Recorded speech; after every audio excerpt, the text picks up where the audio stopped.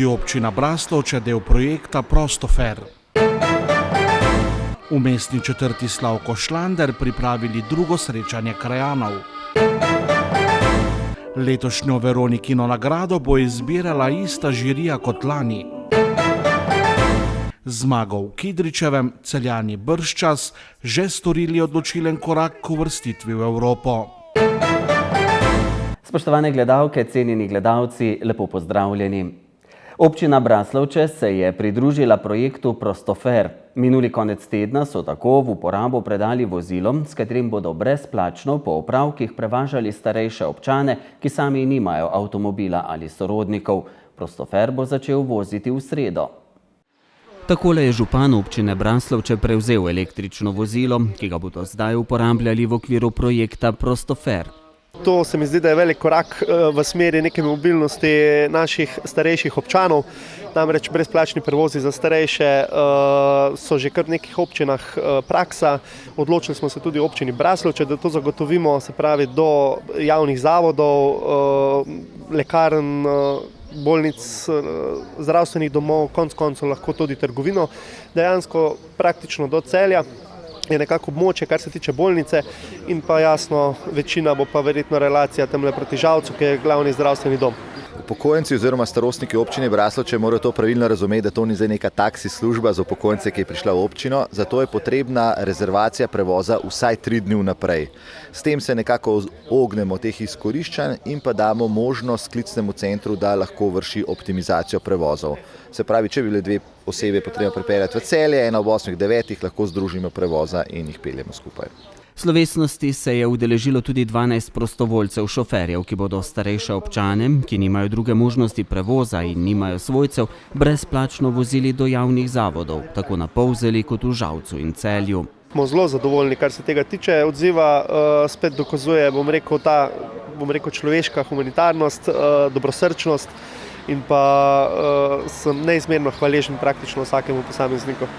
Zdaj, kar se tiče prostovoljcev, bomo zagotovili, se pravi, za tisti dan, ki se bo pač izvajal prevoz, brezplačno malico in pa pijačo v pizzeriji Perižlje. Tudi, bom rekel, promocijsko je pizzerija Perižlje pristopila nasproti, tako da tudi oni na nek način promovirajo in pa sponzorirajo ta projekt. Prostofer bo sicer v Braslovčah za vožnjo uporabljal električno vozilo, a tudi daljše razdalje, na primer do Ljubljane, pri tem ne bodo ovira. Prostofer gre, se pravi, lokalni zdravstven dom in pa bolnišnica Celje, na katero varira, ampak gospod župan se odloči, da bomo šli tudi do Ljubljane, se pravi za odobritve občine, posebni specialistični pregledi, bo šlo vozilo tudi do Ljubljane. Je pa to vozilo, moram povedati, nove generacije, Renault Zoe nove generacije, 52 kW baterija, se pravi zelo zmogljiva, doseg do 400 km. Tako da nam relacija do Ljubljane in nazaj ne povzroča nobene težave in bomo to zmogli brez problema.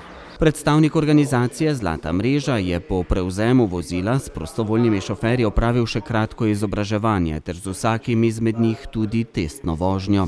Braslovče so 38. občina, ki jo priklapljamo v Sloveniji, in pa druga spodnje savinjska občina, na kar sem še sploh zelo ponosen. Projekt se zelo hitro širi, tudi mene je presenetil, tako da jaz računam do konca leta sigurno vključenih tam 50 do 60 občin, kar me zelo veseli in navdušuje. Še vedno pa Prostofer v svoje vrste vabi šoferje prostovoljce, saj bodo le tako lahko zagotovili nemoteno izvajanje storitve. V mestni četrti Slavko Šlander Celje so minuli konec tedna pripravili že drugo druženje tamkajšnjih krajanov, ki so ga poimenovali Skupaj zmoremo več. Srečanja se je v sončnem in vročem petkovem popoldnevu udeležilo lepo število krajanov te celjske mestne četrti. Ni jih bilo sicer toliko kot lani. Situacija v zvezi s COVID-19 je seveda pustila posledice, pa vendar je bila ploščad na ulici 5. prekomorske brigade polna krajanov, ki so bili po karanteni željni poletnega vzdušja in druženja. Z nagovorom je prisotne pozdravil predsednik sveta mestne četrti Slavko Šlander, Mihajlo Zvir, ki je v svojem nagovoru poudaril pomen takšnega druženja krajanov za dobro medsebojno sožitje in dobrobit mestne četrti. Ja, mi smo se kljub temu, da je v spomladanskem delu, vemo, bila korona, odločili, da tako kot smo lani naredili, tudi letos naredimo v mesecu juniju, zadnjo soboto, to srečanje. Lani smo začeli prvo, danes je drugo, skupaj zmoremo več. In res skupaj zmoremo več s krajani in mislim, da smo v teh drugem letu našega delovanja skupaj s krajani, z njihovimi pobudami in sugestijami uspeli narediti dokaj veliko za našo mestno četrt. Prireditev že drugo leto vključuje tudi nekdanjo folklorno prireditev Ob kresi se dan obesi, ki pa sta se jo tokrat zaradi posledic koronavirusa udeležili le domača folklorna skupina, ki deluje pri tamkajšnjem društvu upokojencev, ter folklorna skupina Sem in tja iz Štor. Obe vodi eden od starosta folklorne dejavnosti na Celjskem, Jože Grmek. Nadpoprečno sem zadovoljen z njimi, z obem skupinam, se pravi Celjsko, Šlandrovo in Štorak, tudi Štorak zdaj imam skupino. In če je bila letošnja prireditev malce okrnjena, se predsednik mestne četrti že spogleduje s prihodnjo, drugo leto. Drugo leto bo seveda še boljše, verjetno lepše narejeno, bomo imeli tudi povedati, zakaj več. In seveda tudi pričakujemo, da bo tudi več naših krajanov, ker iz leta v leta bo verjetno jih več, ker vidijo, da je druženje v redu, da je lepo. In je to tudi priložnost, da se med starejši krajanke in krajani med sabo usedejo, pogovorijo, po dolgem času vidijo med sabo. To je eno tak lep dogodek, ki ga seveda mi ohranjamo in ga bomo ohranili naprej. In kaj še načrtuje v mestni četrti Slavko Šandr Celje? V koncu meseca septembra imamo planirano skupaj z Kaktusom tole restauracijo Kaktus, eno tako srečanje, katerega bojo oni nosilci in bojo tudi za naše krajane naredili srečanje. Seveda pa je še itak praznik mestne četrti v mesecu oktobru, na katerem podelimo najbolj zaslužni priznanja, plakete in povemo, kaj smo naredili v tekočem letu. Več o dogodku pa v minutah za kulturo na televiziji Celje. Strokovno žirijo za izbor Veronikine nagrade za najboljšo pesniško zbirko leta v Sloveniji sestavlja ista ekipa kot lani. Njen predsednik bo tudi letos dr. Igor Divjak, članici pa Petra Kolmanič in Maja Šučur. Žirija bo nominirane zbirke izbrala do 3. avgusta. Mestna občina Celje bo Veronikino nagrado letos podelila že 24. leto zapored. Nagrada znaša 4000 evrov bruto.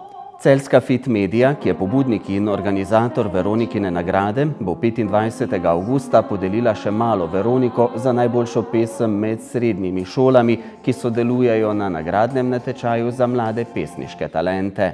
Na pesniškem Veronikinem večeru bo Fit Media podelila tudi zlatnik poezije, ki je namenjen pesnikom za življenjski opus.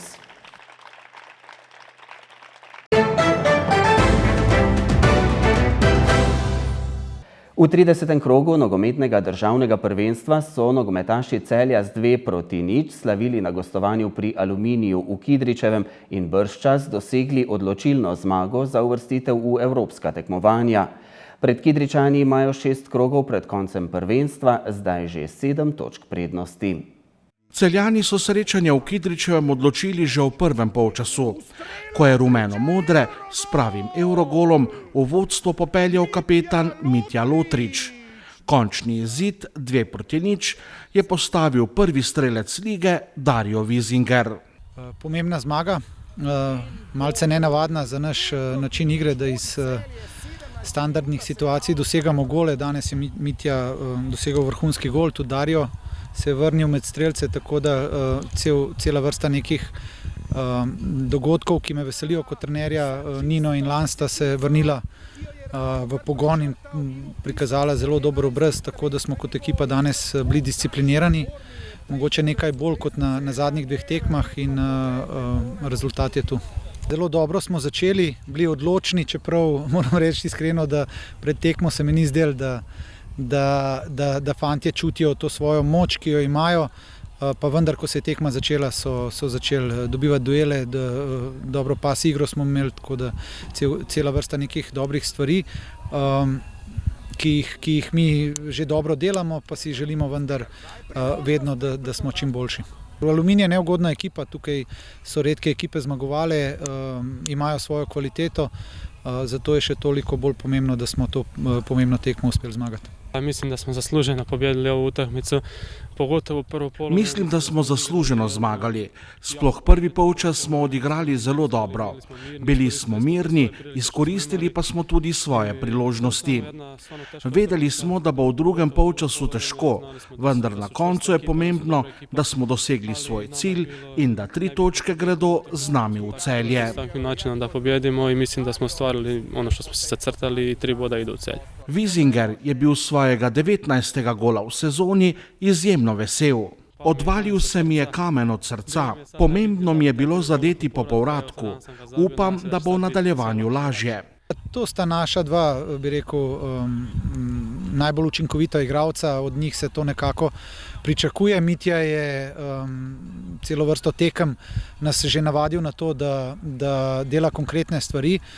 Na zadnjih 2 tekmah je manjkalo malo tega, kar sta sposobna. Danes sem vesel zaradi ekipe, da sta spet pokazala to, kar dobro delata in upam, da ima bo šlo še naprej tako. Celjani so srečanja v Kidričevem zaradi poškodb in kartonov odigrali brez 3 pomembnih članov prve enajsterice, Stojinoviča, Benedičiča in Božiča. To me veseli, ker to so vse pomembni igralci, ki so že dali pečat naši igri, pa so vendar te fantje, s katerimi, ki so dobili priložnost, so pokazali, da se na njih lahko računa in seveda so dodali nek svoj kamenček v ta mozaik, želimo pa to potrebovati iz tekmo tekmo. Celjani imajo pred zadnjimi 6 tekmami zdaj 7 točk prednosti pred Aluminijem in so po letu 2016 spet blizu uvrstitve v evropske pokale. Kažem, to nam je bila jedna od bitnih To je bila ena pomembnejših tekem v sezoni. Ustvarili smo si prednost pred Aluminijem. Ne smemo se sprostiti, saj je do konca še 6 tekem. Vse je še odprto. Iti moramo od tekme do tekme. V 31. krogu bodo Celjani že v petek gostovali pri Bravo v Ljubljani.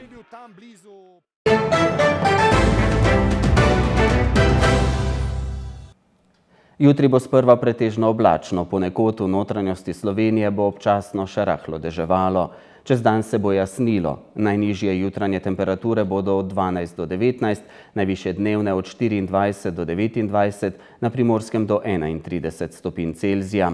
V sredo in četrtek bo delno jasno s spremenljivo oblačnostjo, sredi dneva in popoldne bodo krajevne plohe in nevihte, ki bodo verjetnejše v severni polovici Slovenije.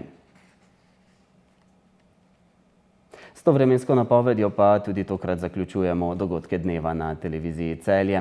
Hvala, ker ste bili v naši družbi, prijeten preostanek večera in nasvidenje.